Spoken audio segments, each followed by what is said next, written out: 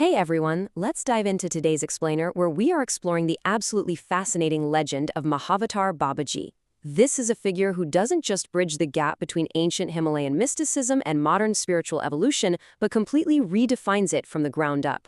So we've got to start with a pretty profound question. Is humanity actually capable of evolving beyond the sheer limitations of the physical body and the ego? Well, according to ancient yogic traditions, the answer isn't just yes, but that this evolution is literally the ultimate purpose of our entire existence. And the roots of this idea, they trace right back to the vast, silent majesty of the high Himalayas. This is where the tradition of the deathless guru was born.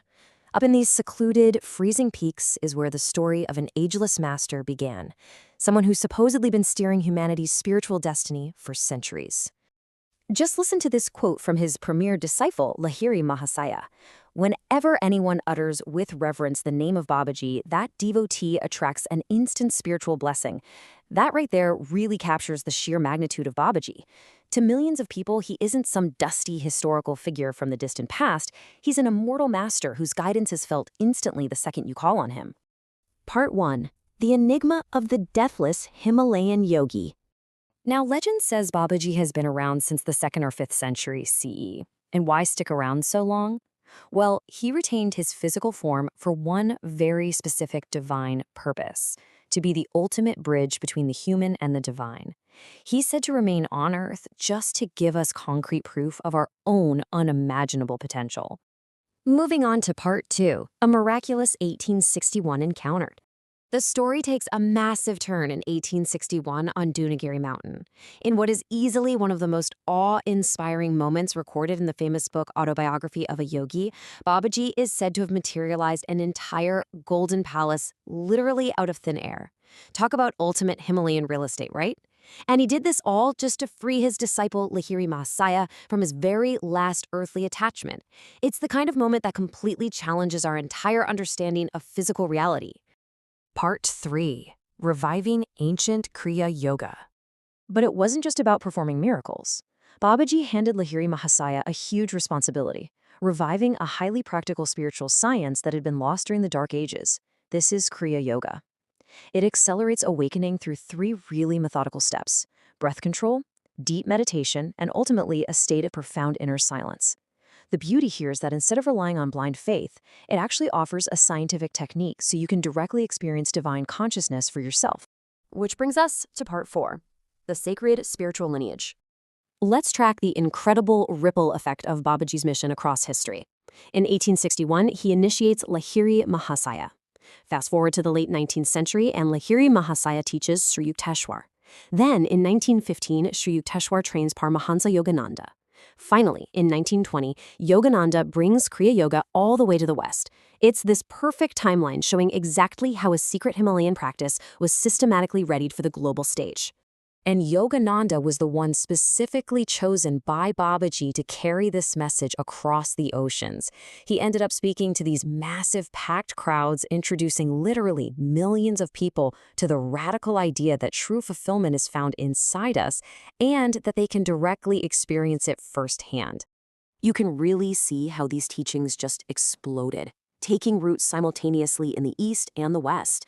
On one hand, you've got the Yogodamoth in Calcutta, India, and on the other, the Self-Realization Fellowship headquarters over in Los Angeles, California. Babaji's mission truly became this amazing global bridge of spiritual understanding.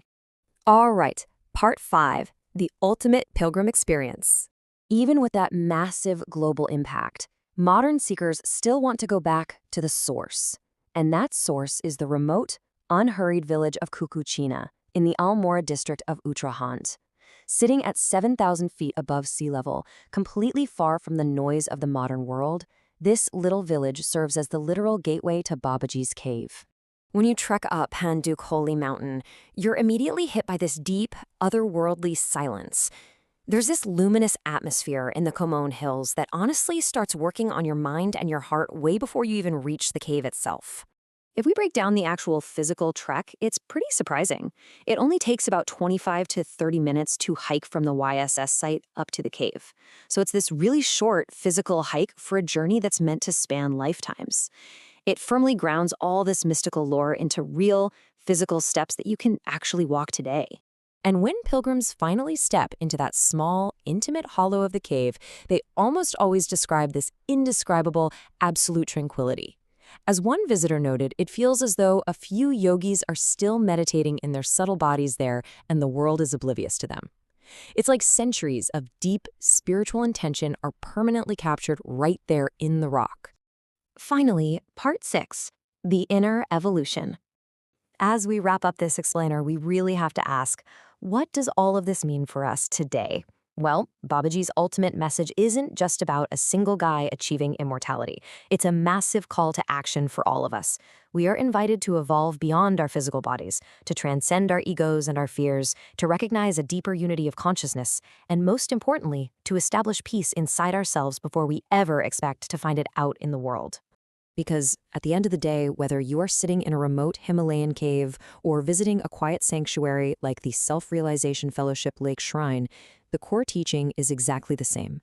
True peace, immense joy, and universal unity are completely accessible to absolutely anyone who is willing to look within. So I want to leave you with this final thought to chew on. As humanity continually looks outward, striving to conquer the stars, are we finally ready to conquer the vast universe inside ourselves? What is the absolute next step in your own inner evolution? Dive into the original texts and find out.